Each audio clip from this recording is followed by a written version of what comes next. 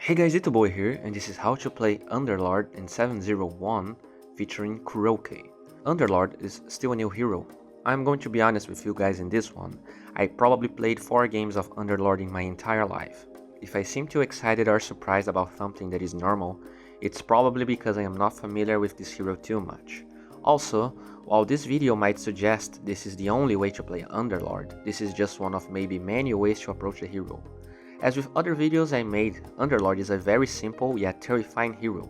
It's not because a hero is not flashy that there's nothing to learn just watching someone like Kuroky play it. With that being said, let's begin. The first relevant play of this game is pretty unfortunate and is a result of the new map changes. Earth Spirit wants to initiate on Kuro, but now that Radiant's jungle has that high ground location, he was not able to spot Venomancer standing there.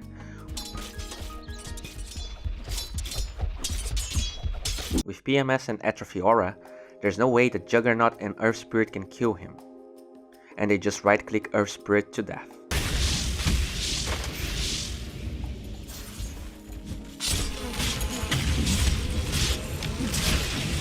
Usually I like to point out the difference between normal players and high level players in skill and item build. I can see a lot of people getting Firestorm level 1. It's not a lot of damage, but it feels like a skill you want to max early.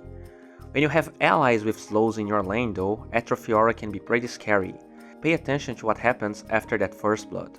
Earth Spirit feels like initiating again. Even if he landed a slow, see how much Underlord can right click at level 1 after getting a kill and some creeps?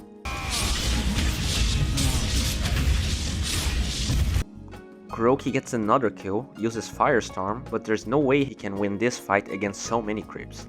He uses the fog to salve, and now that lane creeps don't cancel the regen, Juggernaut gets baited. Blade Fury at level 1 has a pretty big cooldown, and they chase him again with the slow from Pudge and the Atrophy Aura right clicks. As you can see, he is not prioritizing Atrophy Aura over Firestorm. In fact, this is the last skill that he maxes. But that level 1 point, when he had allies with him, made a lot of difference in securing 2 kills. It's just a pretty good value point. When Disruptor pulls the creep wave and Kuroky goes to contest it, we can see the power of that value point again. He already had a decent amount of extra damage from the creeps that die in the lane, and when he gets more damage from the jungle creeps, he right clicks Disruptor for a huge amount of damage, while he takes very little. Pitlord is very similar to Bristleback in how he deals and soaks damage during fights. It is deceiving as hell. Check his decision making in this clip. He is farming the lane with Firestorm, and even though Juggernaut is moving in a weird way, he wants to get close to the creeps to get atrophy damage and experience. When Disruptor and Earth Spirit shows up, he knows he can kill all of them.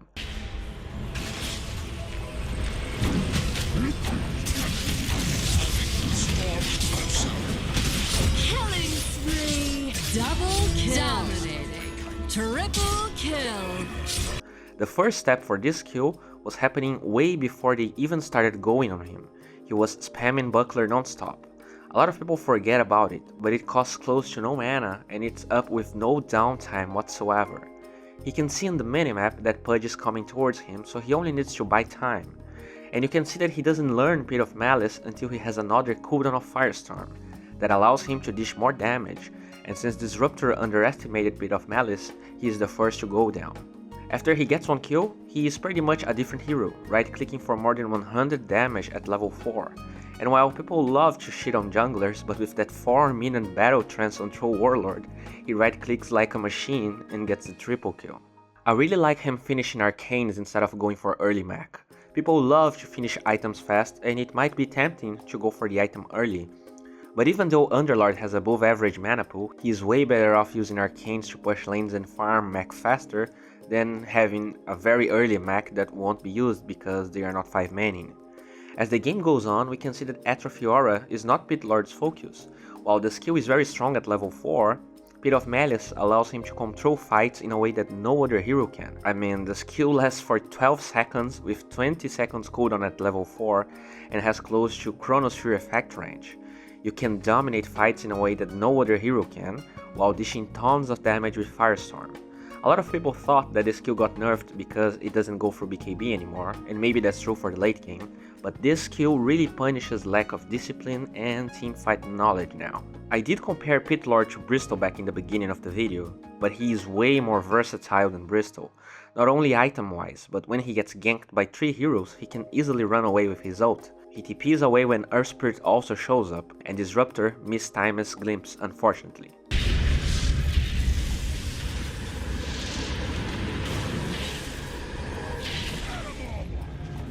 One thing that might be bugging you is that I talked about how Pit of Malice is great, but instead of getting level 3 Pit of Malice, he goes for Atrophy Aura level 2. With the talent being introduced, the way you learn your skill points change quite a bit. You always need to remember that you're probably going to learn your talent at level 10, so let's see what are his choices. Going for the second point in Atrophy Aura gives him a 100% damage decrease bonus, and the skill pretty much scales in every way besides the amount of damage he gets from creeps. While Pit of Malice gets a small cooldown reduction and root duration increase.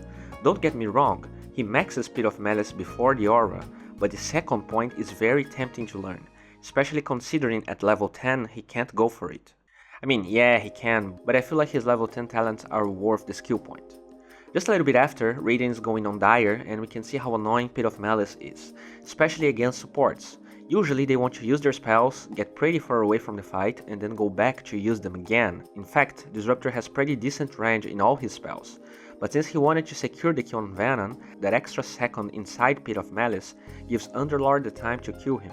But not only that, since it lasts so long, Ember gets stuck, and with the damage from Atrophy Aura and Firestorm, he secures another kill. If we go back, we can see how perfect the Pit of Malice placement was. It covers the entire entrance of Radiant's mid lane.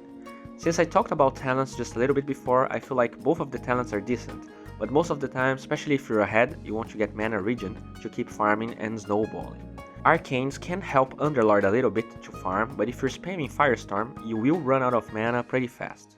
Kuroky dies eventually, but it cost Radiant a lot. Earth Spirit timed stun and silence perfectly. The fact he goes back to go out of vision before kicking is very nice, and since Mac was committed before, Kuroky cannot survive through everything. He had the right idea, he was going to die anyway, so he throws everything he's got, but it was not enough.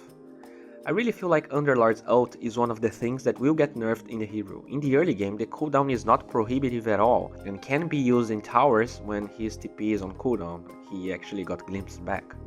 It's not like he had a lot of teammates with him to use it any other way. The good aspect of Underlord compared to Bristol for instance is that most of the time he doesn't need to focus on damage items or BKB. By surviving fights he will get damage, and by maintaining his teammates alive he will use that damage to overpower the enemy team. But you need to remember that heroes like Underlord, as the game goes on, needs to fight with his allies. He gets pretty greedy trying to take the tier 1 tower alone while Venomancer had no ult. He played like that because his mech was pretty much ready and he thought that he could buy enough time for it, and maybe turn the fight later, but Ember Spirit is a pretty good hero against Underlord since he deals pretty much only magic damage early on. When his team finally goes for a tier 1 push, we can see Kuroky position himself correctly. His job in fights is landing Pit of Malice, using mech at the right time, and hopefully getting in range when someone is about to die to get extra right click damage. One thing people often forget is that at nighttime, Pit of Malice has a combined range of almost 1100 range, allowing him to lock enemies through the fog without them being able to see it coming. With Troll's vision, he lands a max range Pit of Malice that doesn't get any kills, but forces wall from Darkseer. Unfortunately though, Slark still doesn't have a Shadow Blade, so he did not join the fight, and Kuroky gets killed again.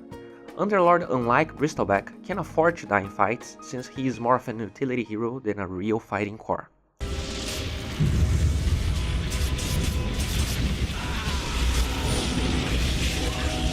I talked about Pit of Malice at nighttime, but it can also be used from the fog.